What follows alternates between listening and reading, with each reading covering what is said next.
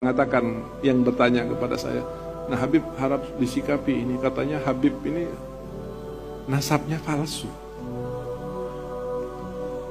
Banyak beberapa para kiai-kiai, khususnya para muhibbin itu bertanya kepada saya, Habib ini kalau bisa disikapi Habib, Habib harus jawab.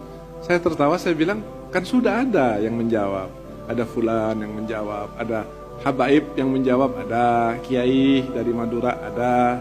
Bahkan terakhir kemarin ketua PBNU Jazahullah Khair jawab. Lalu yang paling akhir ini ada Gus Miftah, kiai apa, dai gaul itu, yang suka pakai congat hitam itu sampai mengatakan seperti itu. Saya bilang buat apa saya jawab lagi? Kalau saya harus menjawab begini, kalau ada orang yang tidur, saya banguni. Orang tidur, saya banguni. Kenapa? Manfaat.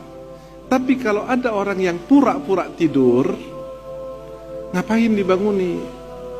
Disiram sampai 10 ember pun tidak akan bangun. Namanya pura-pura tidur.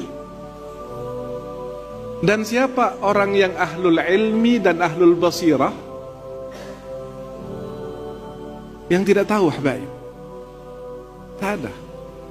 Bahkan saya sampai ngomong kepada salah satu kiai kemarin waktu saya ada di Banten dan di Garut, ketika beliau mengatakan, Habib tolong segera disikapi. Saya bilang, enggak, saya banyak kerjaan dan saya tidak butuh pengakuan.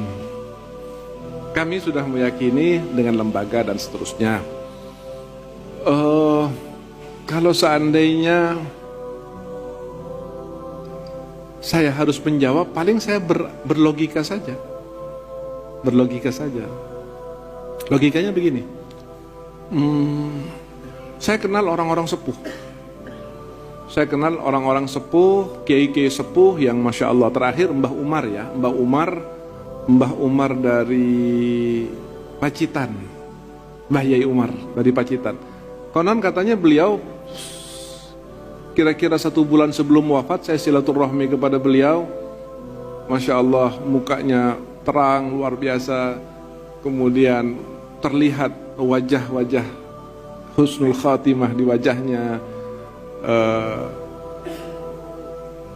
Saya waktu silaturahmi ke beliau sudah di kasur. Saya duduk di bawah.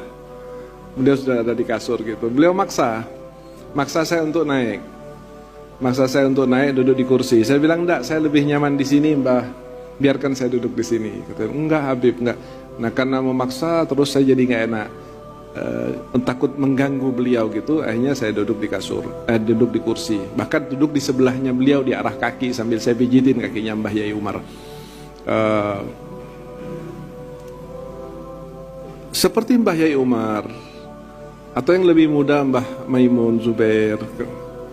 Orang yang kita kenal betul-betul orang soleh, orang mukhlis, orang amil bi ilmi, orang punya sanad yang luar biasa, punya hubungan dengan ulama-ulama sepuh, punya kaitan dan sebagainya. Saya katakan, pernah nggak jenengan mendengarkan ulama-ulama sepuh, walaupun satu patah meragukan nasab habaib, pernah nggak?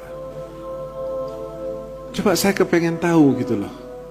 Barangkali ada informasi siapa, misalnya Mbah Ehsan Jampes, atau Mbah Yai Jazuli, atau Mbah Abdul Karim Lirboyo, atau Mbah Mukai, siapa aja yang sepuh ya.